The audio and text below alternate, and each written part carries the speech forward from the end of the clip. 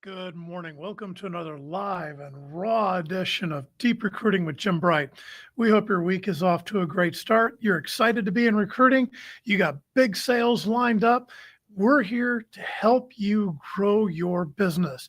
Just a quick 10, 15 minutes every week, maybe to motivate you, maybe to give you an idea, a skill you hadn't thought of in the past, anything at all to improve your business. We're not selling you any training, just providing some raw training. You can see all the mistakes and all the errors that we go through. And if you're smart, you might even catch me reading my notes. Anyway, if you've got questions or comments about recruiting or sales in general that you'd like to share or ask, maybe we'll address it live on the air, see if we can come up with a solution for you. All you have to do is email us at deeprecruiting@teamgtn.com. Of course, we want your positive reviews, your likes, your comments, your shares on the socials as well. Today, we're going to jump into very briefly a little bit about body language, a little bit about shaking hands, and a little bit about dressing for success. And that last part seems to be a bit of a lost art lately, and certainly a way you can separate yourself from the competition. So let's kind of jump into the body language here just a little bit. Body language helps you get your candidates to love, respect, and to trust you. And that's really something that's critical to your overall success. That love, the respect, and the trust, it has to be earned every single day. And body language is one of the ways you do that. It's just how you stand or your gestures that you use. It's the management of the space around you. For example, the way you move through the world when you enter a room, or how you walk up and greet a brand new prospect, it tells them a lot about you. How you walk into a room in a networking event. Are you walking with confidence? Are you striding with confidence? Are you demonstrating that you belong there? Now, body language is very different for men and for women. For a man selling to a woman, he needs to stand directly in front of and not to the side of her, at least 2.5 feet away, so that she can see his hands. If you invade a woman's space, she is going to immediately withdraw from you. And you're not going to be able to build that trust and that relationship with her. So 2.5 feet seems to be about the right amount of distance head on, where she can see your hands. You should be talking with your hands. For a man selling to a man, it's the exact opposite. You always want to stand off a little bit to the side. Confronting a man head on is taken as adversarial. You can't get away from this. It makes other people feel uncomfortable.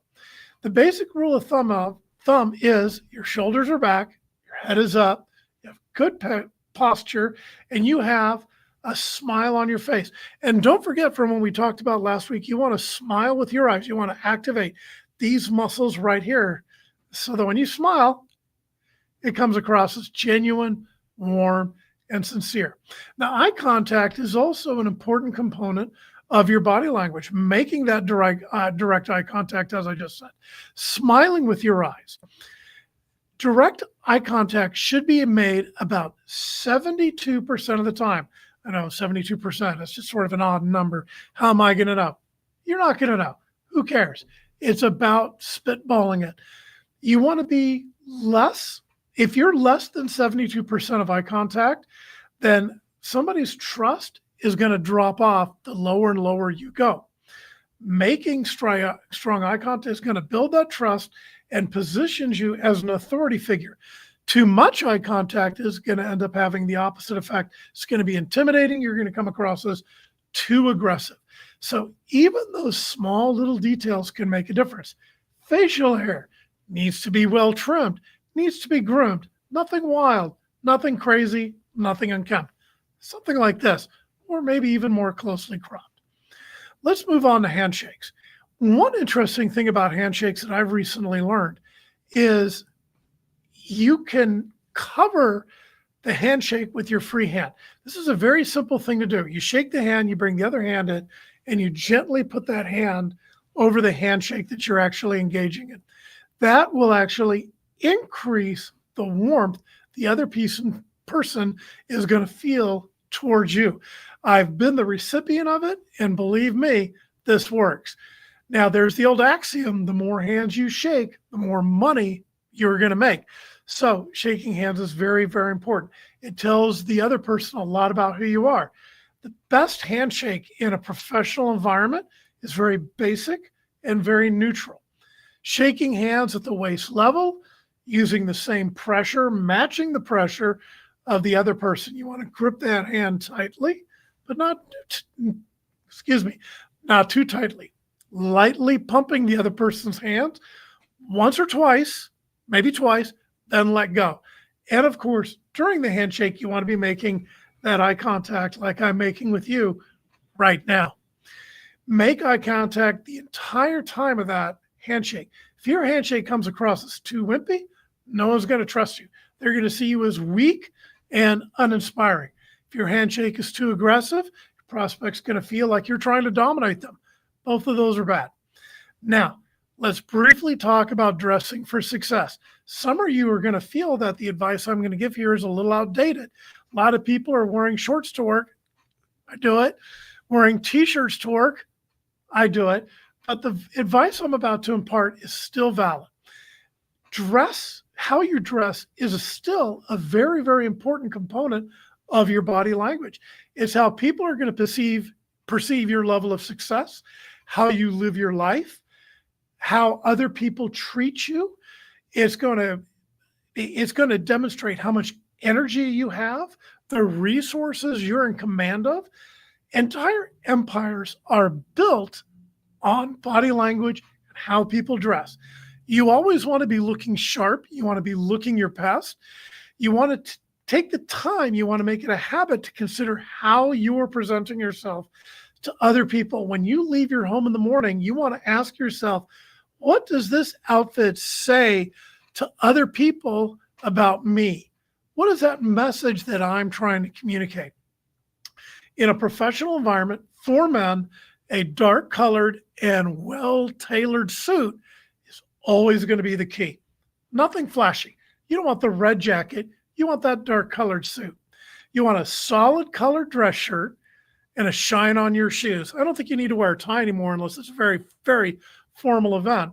But obviously, if you are wearing a tie, it needs to be tied properly. It needs to be up against the neck, not down here like some people wear, where there's a gap between the knot and the collar of the shirt. Believe it or not, the shine on your shoes is going to convey the most authority you possibly want, or you possibly can. If you have scuffs, if your shoes are dirty, dusty, just not well put together, no matter how good everything else is, your shoes are going to steal all of that away from you. For a woman in a suit, again, you want a dark suit, a single color with either a skirt that's hemmed below the knees or slacks, with a solid colored blouse, just like for the men, that best contrasts with the suit. So the best blouse colors are going to be blue, red, pink, or white. Now, here's an interesting thing they found about pink. Studies have shown that for women, a pink colored blouse is actually the best color to close a sale. How about that? White is the best for the more informal engagements, and blue is when you already have momentum in the sales process you're in. Of course, you want to avoid plunging necklines. Now, you don't want to dress that way all the time. You want to dress that way for the important meetings. Does that mean you want to be sloppy at other times? No, you still want to look your best, even when you're dressed casually. You always want to make sure you're dressing in the style that suits you best. It may be ideal for you to invest in a professional stylist to help you out with that casual clothing so that you can always look your best while you're comfortable. Now, here's a pro tip to get ahead in life. You always want to dress for the position you think you want. Dress as if you'd already arrived. Here's another pro tip. Always dress for success. Never dress for failure. Dressing like a slob, that's dressing for failure. And how good you look, without a doubt, always determines how good you're going to feel. And I'm going to leave you with this one thought from the TV act or the TV character, Buck Rogers. Any road to achieving one's maximum potential must be built on a bedrock of respect for the individual, a commitment to excellence, and a rejection of mediocrity. And how you dress and the body language you convey is a significant part of that projection. This has been Deep Recruiting. Just another quick lesson to start off the week. Hopefully give you a little bit of energy, a little bit of enthusiasm to go out there and close that sale. Maybe give you an idea that's going to help you put that one over the top. That's what the goal is. If you've got questions, we'd love to address them. If you've got a challenge in recruiting, we'd love to address it. Email us at deeprecruiting@teamgtn. Give us a like, give us a share, give us a comment on the social media. It's going to help us grow our audience, and everybody's going to win because a rising tide lifts all boats. This has been Deep Recruiting with Jim Bright. Appreciate you tuning in. Thanks a bunch, and have a great week selling, everybody. Take care.